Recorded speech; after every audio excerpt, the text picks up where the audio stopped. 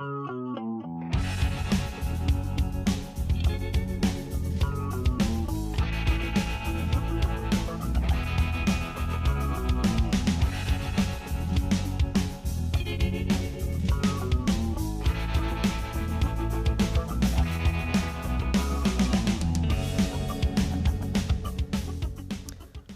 welcome to Tea Time in Olympia. I'm Lucas Miller, and my guest today is Ari LaTourette from Organizing Trans Olympia, who's going to talk to us about the latest round of anti-trans bathroom bills that are going through the House and Senate, and an upcoming initiative that we all need to look out for.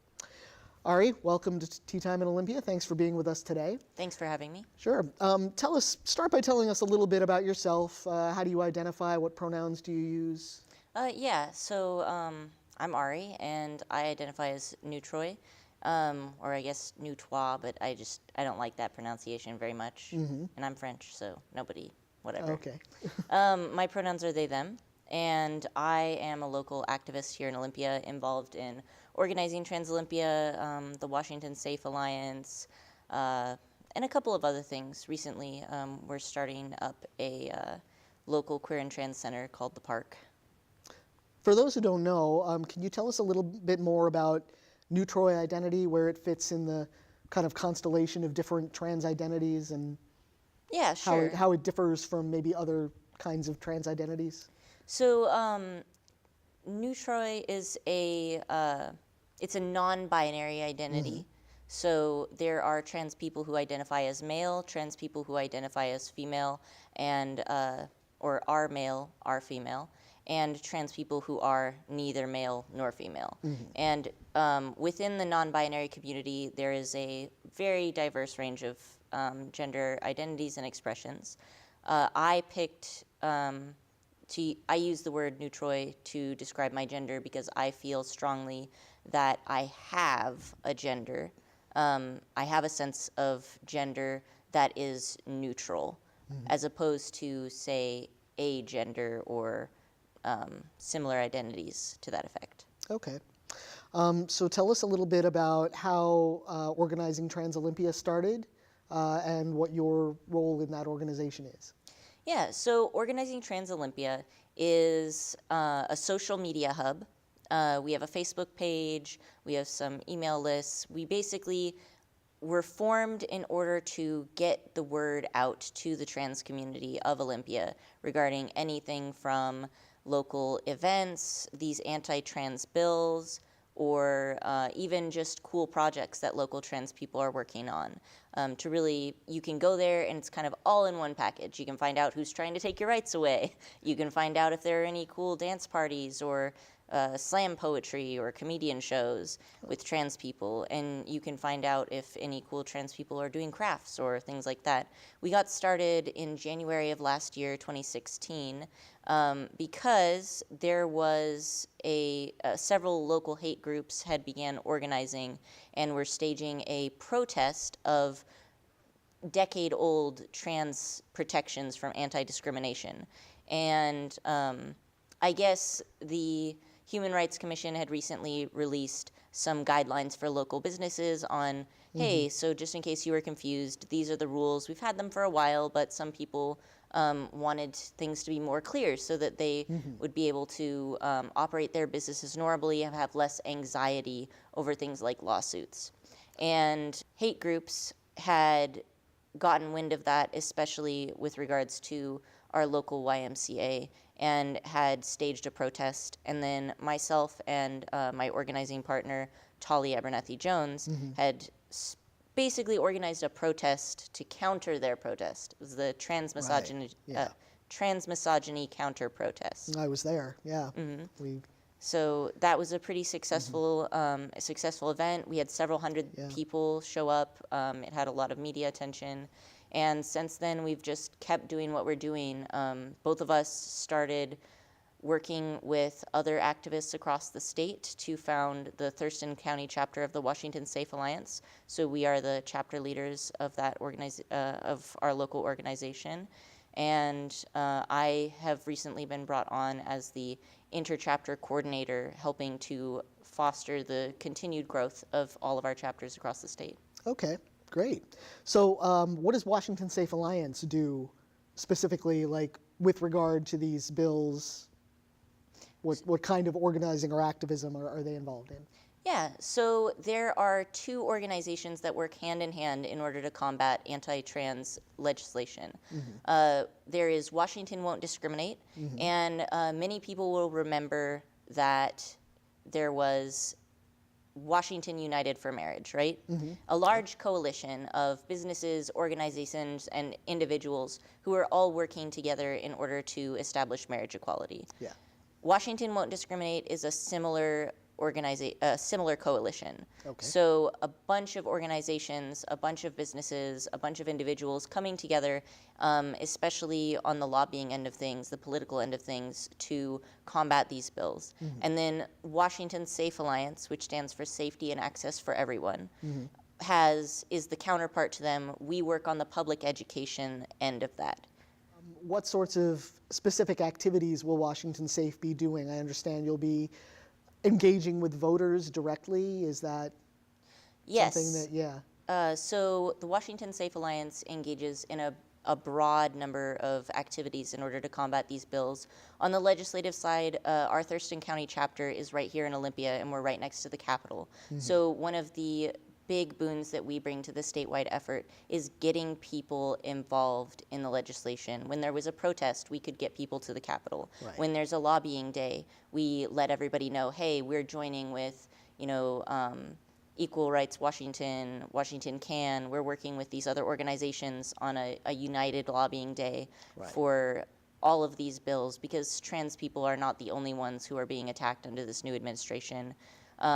We also are working to connect businesses together. We're doing training exercises or training workshops that businesses can say, hey, we want to hire trans people, we want our employees to treat trans people with respect, but we don't have that education. The Washington Safe Alliance connects a network of activists and trainers from across the state so that we can call people in to help with that. Another big thing that Washington Won't Discriminate is working on is canvassing. We have public education canvassing, and we have been working in coordination with the LGBT plus Center of LA in order to use their previously established canvassing methods in order to bring that to Washington. And it has been proven, or at least there's strong evidence towards, that this type of canvassing really works, and it has a long-standing effect on people's lives, because when people have discussions about issues like transgender rights, they learn, and then they keep that learning and they carry that education forward to the rest of their lives.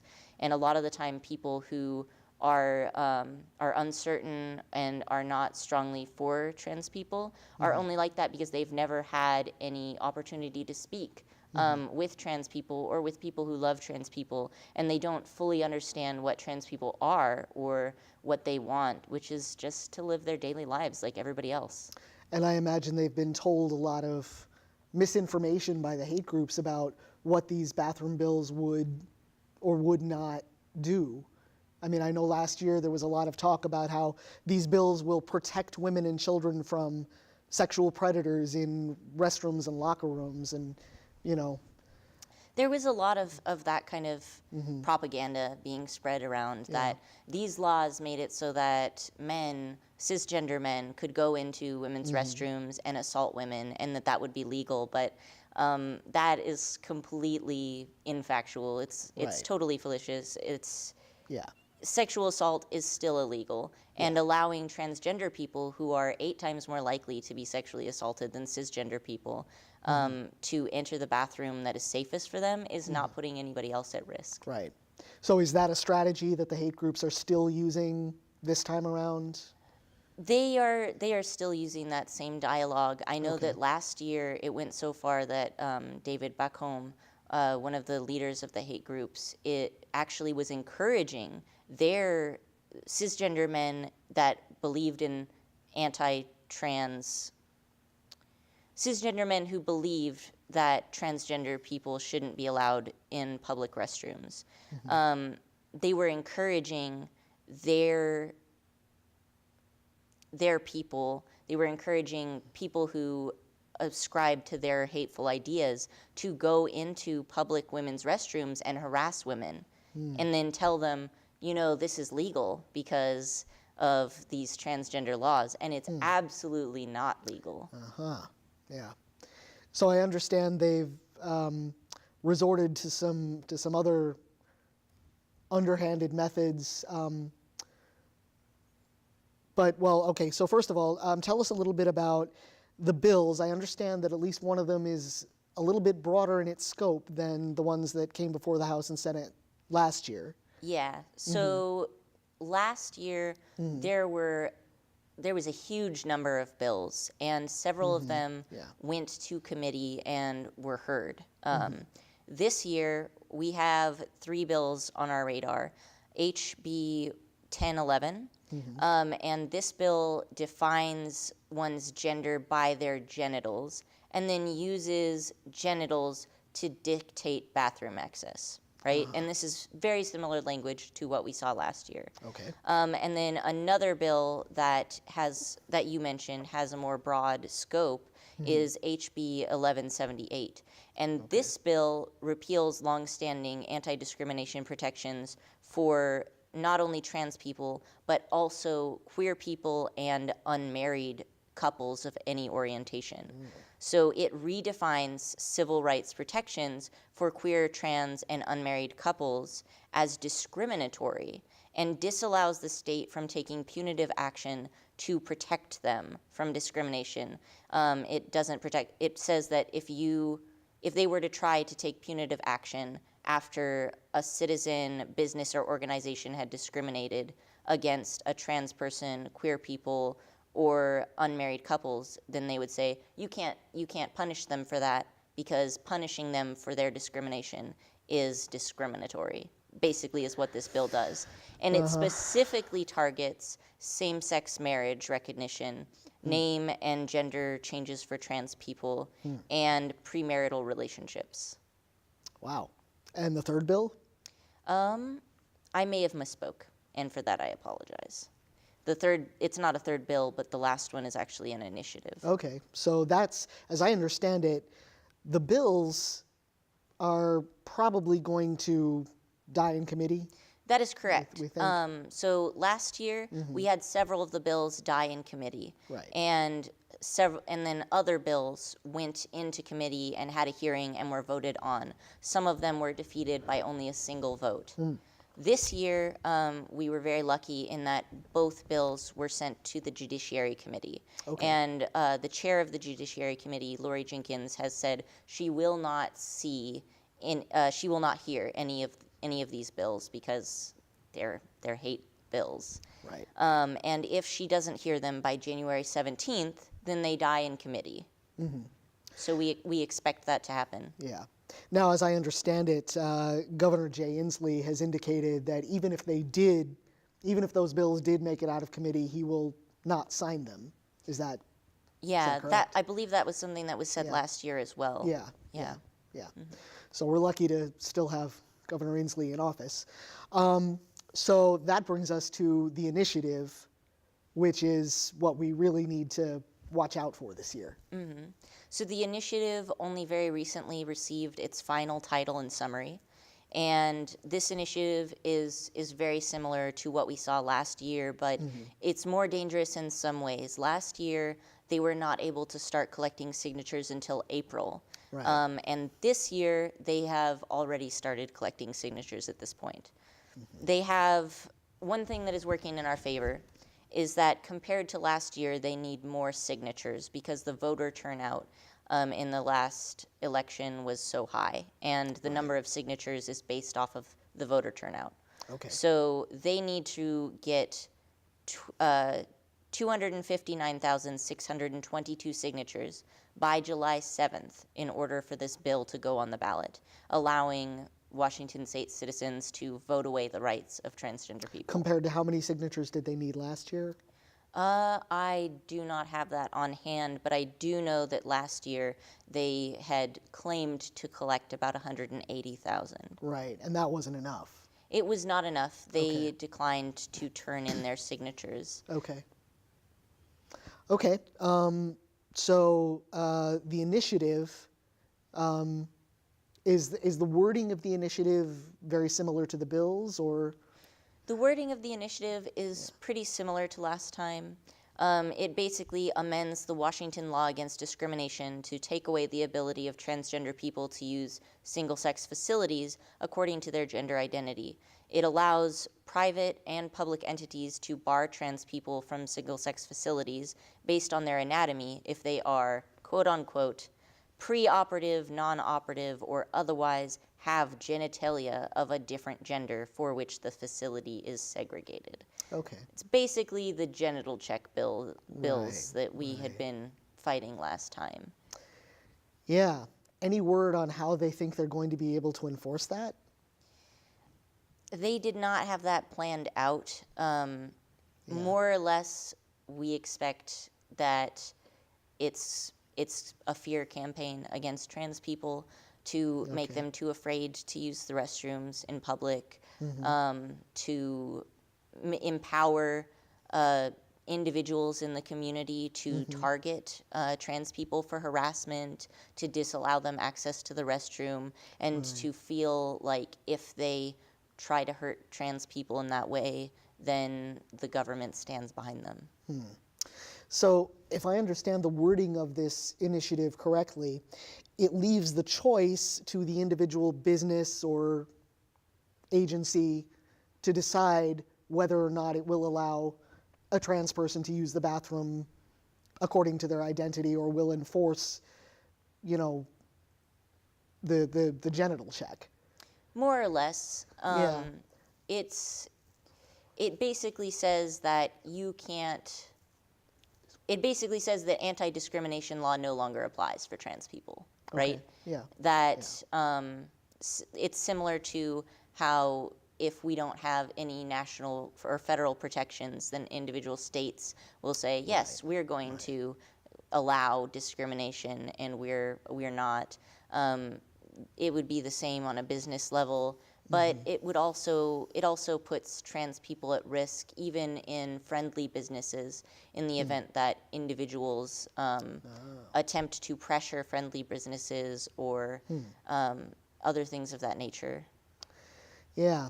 Well, so we've seen recently several other states across the country have tried to institute similar laws of this kind.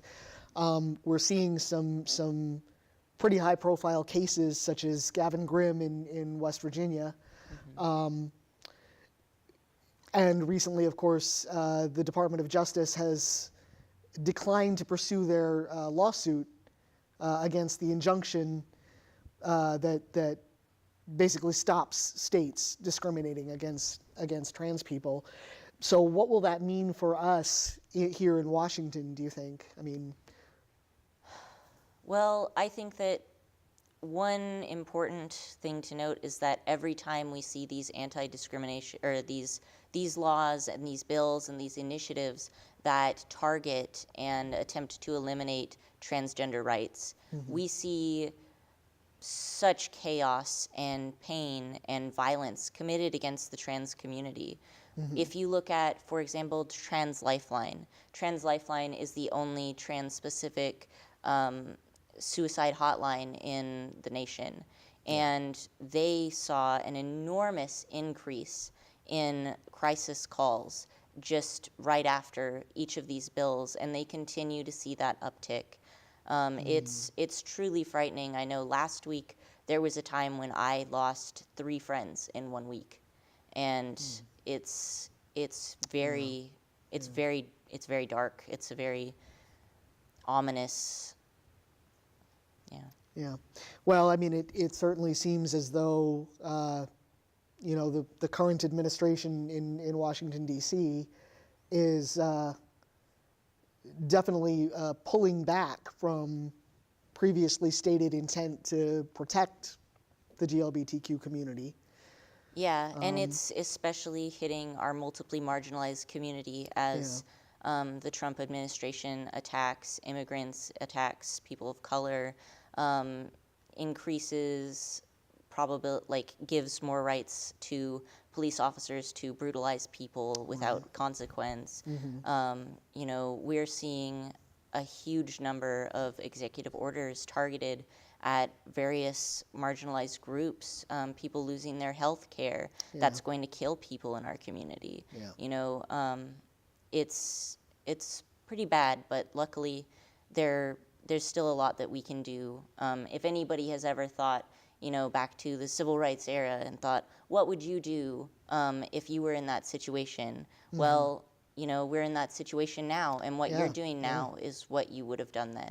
I've seen a lot of comparisons online to these bathroom bills and the Jim Crow laws, you know, that existed in many states, you know, prior to the civil rights movement.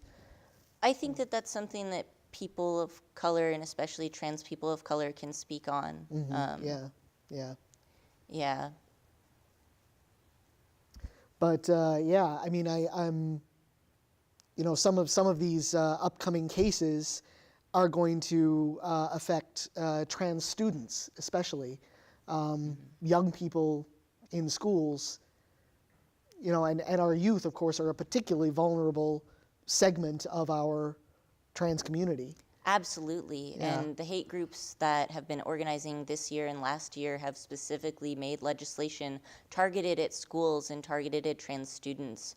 They had specifically targeted legislation that would give $5,000 individually to anyone who sued a school for seeing a trans student use the restroom. And a $5,000 for every time. In Kentucky, for a while, they had transgender bathroom bounties, more or less, where anybody who said they saw a trans person in the bathroom would be awarded money by the government, and that's taxpayer funded, you know. And they had to stop that because so many trans people turned themselves in for the bounty. Well, So there are a lot of different a double-edged ways. sword. There are a lot of ways that people are resisting all across the country. I don't know, that gives me ideas. I could use an extra $5,000. You know, and I don't know the exact number off the top of my head, but I believe that the Kentucky bounty was fairly high.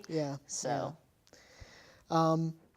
So the Obama administration had come out and said that these laws of this type are unconstitutional because they are a violation of Title VII, which guarantees certain rights in the workplace, and Title IX, which guarantees certain rights in education, and that laws of this kind constitute sex discrimination, which is against the law.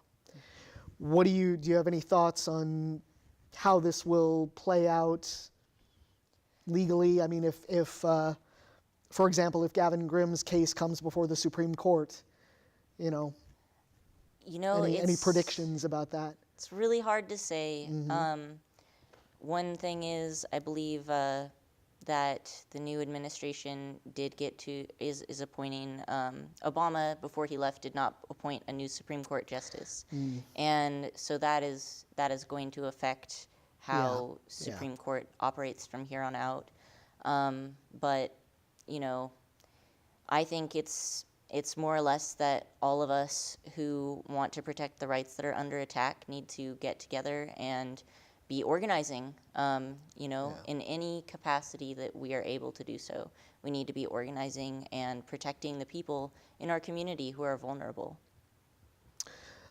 So on that note, there's the possibility now that we might have a GLBTQ resource center in Olympia.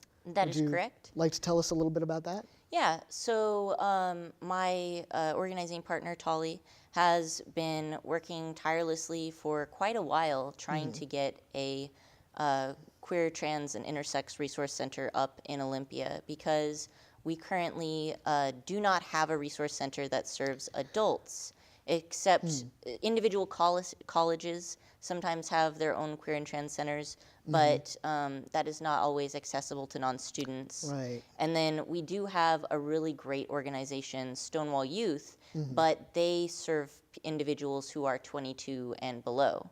So Tolly and I have been working on getting a resource center up called The Park, which stands for People's Activities and Recreational Queer Center. And the park is meant to elicit, like, in areas where you don't have a community center, where do people go to find community, to have fun? They go to the park. Right. So Tully came up with that name. It kind of evokes the feeling of community that we wanted.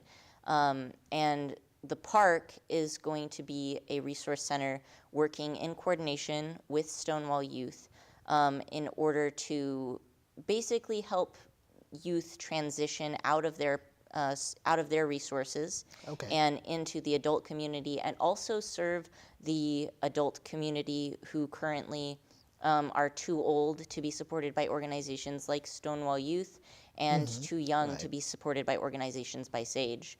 And we're also looking into how we don't have an upper age limit for the center. But we're trying to fill a gap in resources where a lot of people find that there just isn't something there for them. Yeah.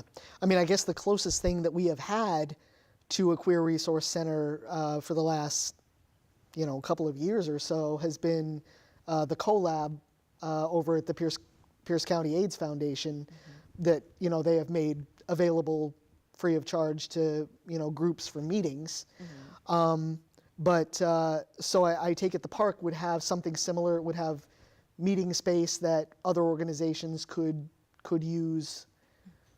Yeah, so we're planning, so one of the things that we want to do with the park is that Olympia has a lot of support groups, but especially for queer, trans, intersex individuals, but not so much on the material resources.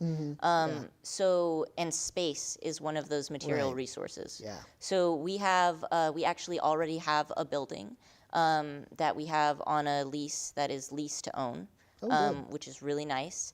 And we're hoping to raise enough funds to, one, cover this first year's operating costs, and then anything beyond that will go into purchasing the building so that it will become a permanent and stable part of the community. It's a really good location, only a block or two away from the inner city transit center.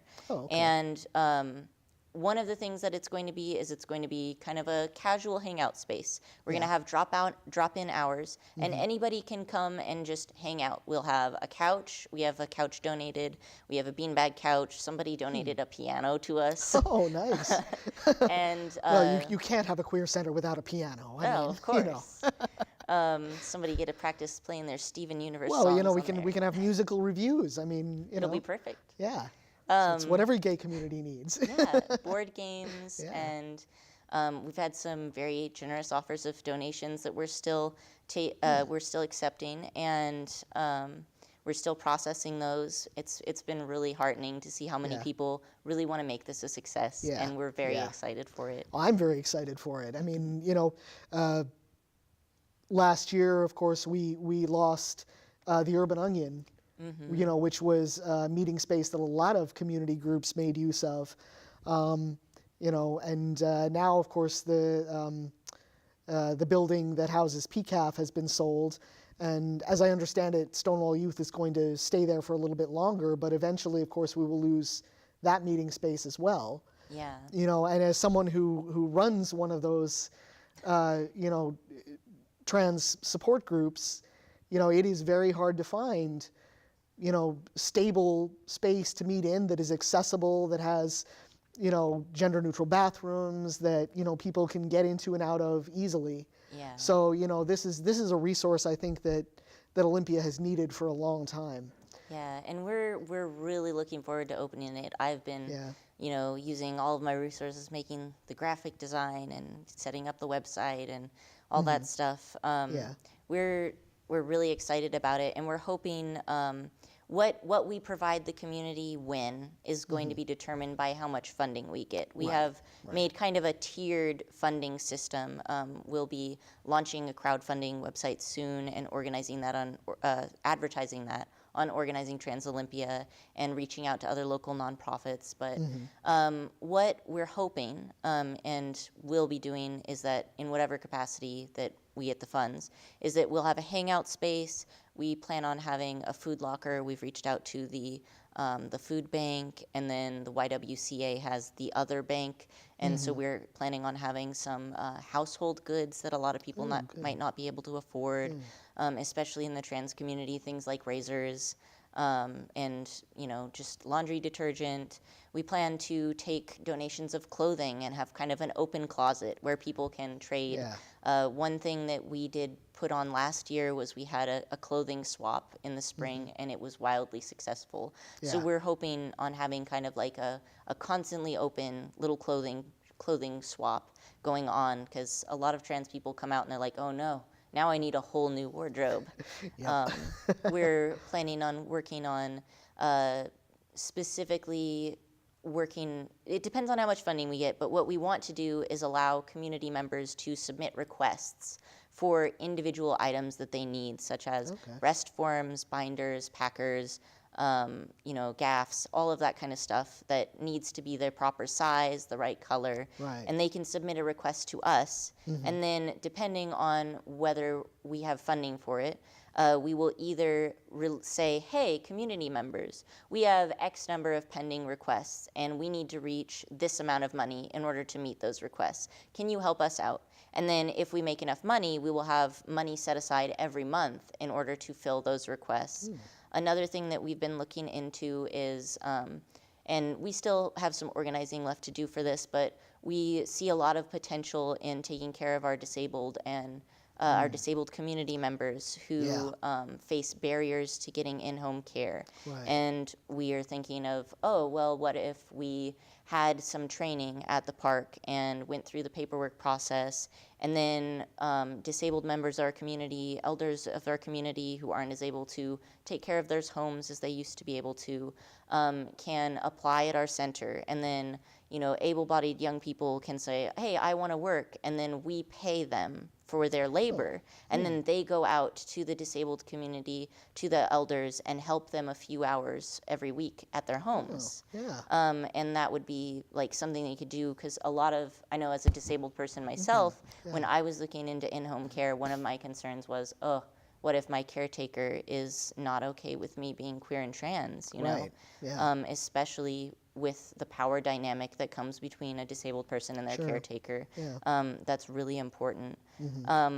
Another big thing that we're doing, and that we already have basic funding for, which is really nice, we do have at least small seed money from grants, is that we are going to be holding monthly workshops. And those workshops will be either already experienced activists performing a workshop for the community to teach them, or it's also members of the community who want to get involved in activism and don't know how. And then what they do is they fill out a form, come to us and say, I have an idea for a workshop. This is something that I want to do.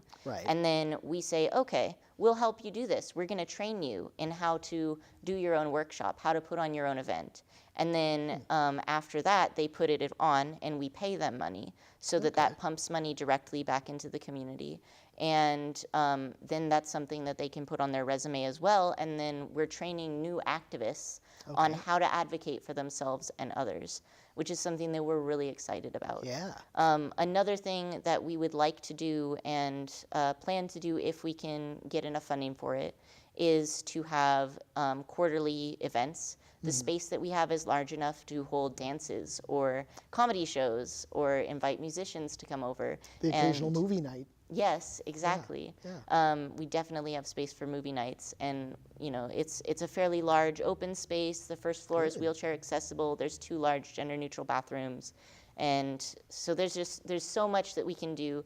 And one of our concentrations is making sure that we can give material things to the community to help people, so that they don't have to, and even just helping people use resources that are already there. Like, I want to apply for a name change, but I don't have the money for it. Like, oh, well, we know this organization and this organization will help fund your name change. Like, we know that up in Seattle, the Gender Justice League has something similar to that, has a name change fund.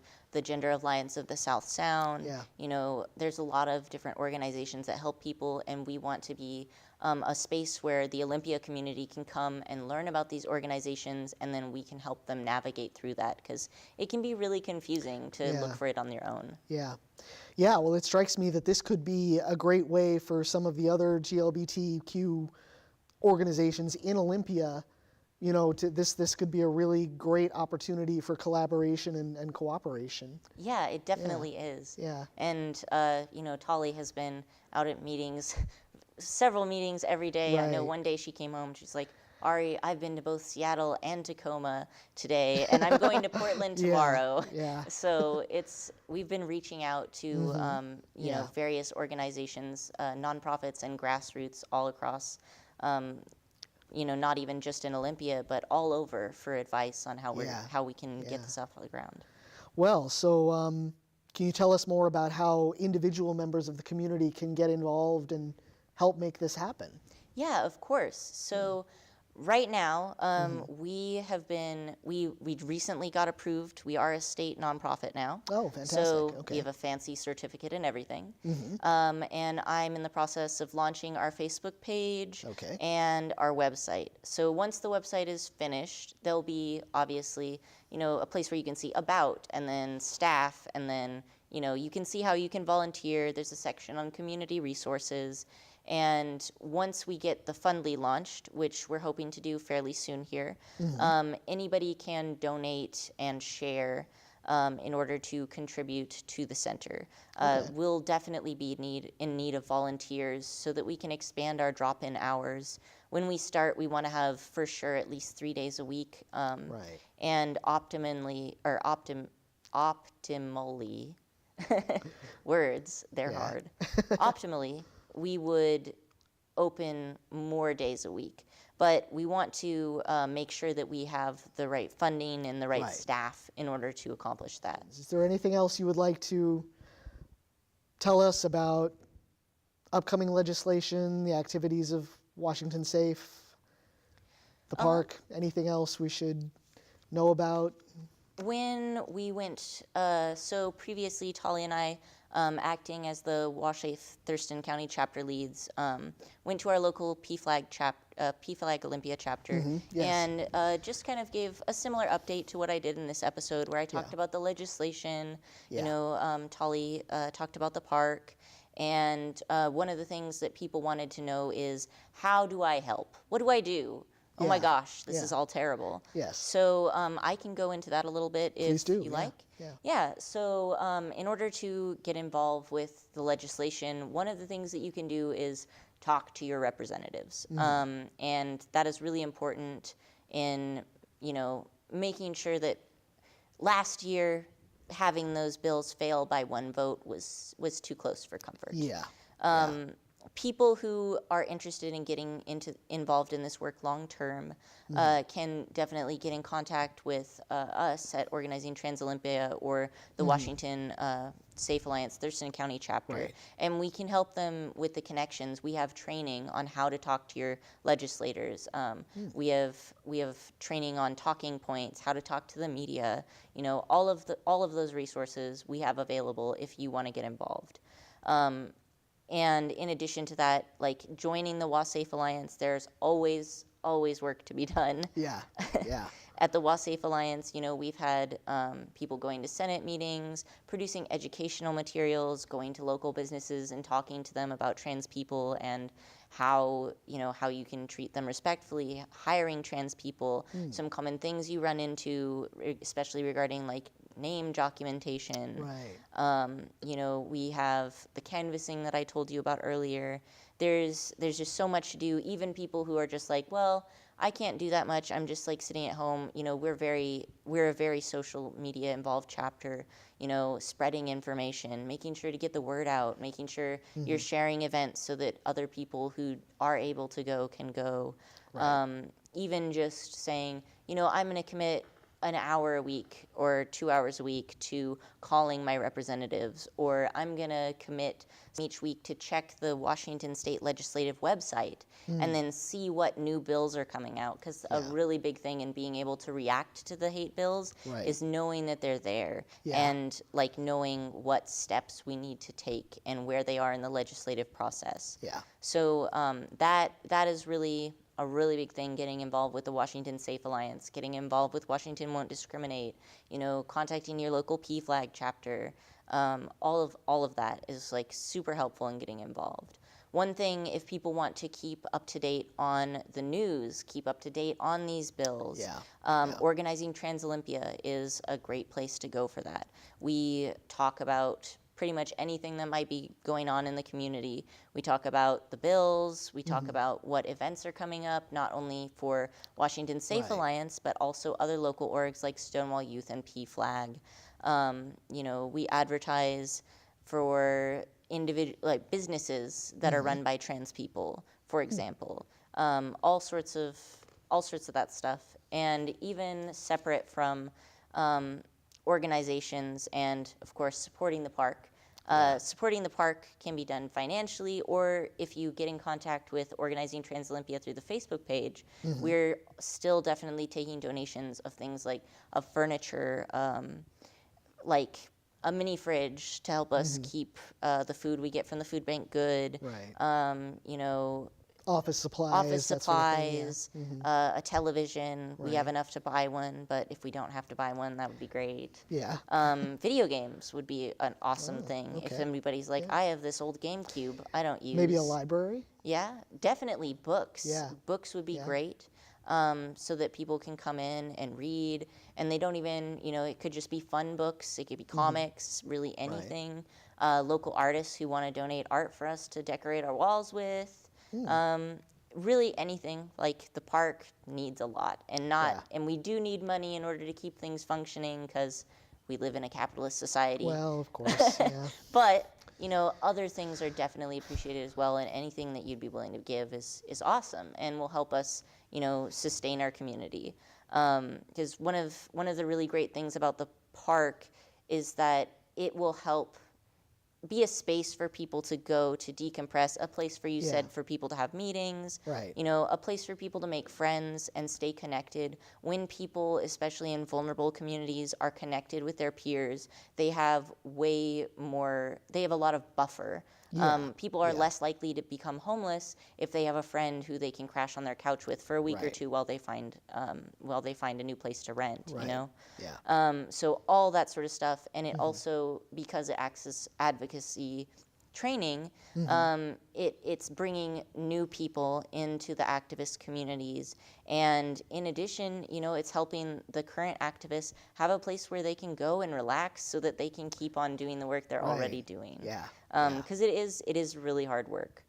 So another thing is just, if you're cisgender, which means somebody who's not transgender, being an active ally, even just in your daily life, you know, helping the trans community extends beyond activism and activist activities and protests. Even if you don't have a lot of time or money, there are things that you can do every day to make the world safer and more compassionate place. Like, make friends with trans people. Isolation hits many of us very hard. And having a community to fall back on is a huge boon. Reach out to trans people in your life, establish a connection, help them make other local friends, get them connected. You can observe the other cis people in your life and see how they treat trans people in person, in the media, in jokes. Call out your loved ones when they make statements that are misinformed or harmful to trans people. You know, mention it when you see jokes about trans women in movies, or if a coworker makes a snide comment about a trans customer or an employee. Make an internal list of the people you know and where they currently are regarding trans issues and trans education. Help foster their growth by providing information on trans issues, dispelling the myths, and humanizing us, because trans people are people. You know, many people, and a lot of the time, this is a great thing for allies to do, is to talk with other cis people, because it can be really harmful for trans people to be in a situation where they are being dehumanized, even if the other person doesn't mean to. Right. And to kind of like have to put ourselves, like get outside of ourselves and pretend we're not who we are. Yeah. And then have that discussion where the basis of the discussion is that we're arguing for our humanity. Yeah. So that's a really big thing where cis allies can step up and save people a lot of harm. Another thing is that many people in our lives, while good people who would never purposely harm anyone, are still not emotionally safe for our trans brethren, right? Yeah. So like even if somebody doesn't mean to be hurtful to trans people, that doesn't mean that they're not. Right. And it's be understanding of this and respect the boundaries that your trans loved ones have to draw Right. in order to protect themselves. And take care of their own mental health. Don't pressure them to engage with cis people who hurt them. Yeah. Even if that hurt is unintentional, allow them to set and keep their own boundaries. That's a good list of things to get started with.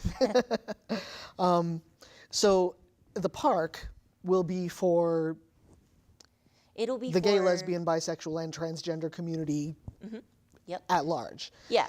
So Do you envision there being, will there be some like ongoing maybe cultural competency training that, I mean, a lot of people in the community already do that kind of work. Would there be a way kind of to use the park as kind of a hub or central resource for, for example, if a business wanted someone to come in and do a trans like a trans 101 training for their employees, could they call the park and say, hey, do you know of anyone who does this work that you could put me in touch with? they absolutely could, because that when I spoke about the Washington Safe Alliance earlier, how they have a connection of those trainers, our Washington Safe Alliance chapter in Thurston County is working directly with fostering the park and its creation. And so we are currently making educational materials that will be in the park. We're reaching out to other nonprofits to get informational brochures so that we can point people in those directions. But also, we're having things like, hey, a quick how-to guide. How does trans healthcare work in Washington State? You can just drop in and then pick it up. Or, any kind of resource like that.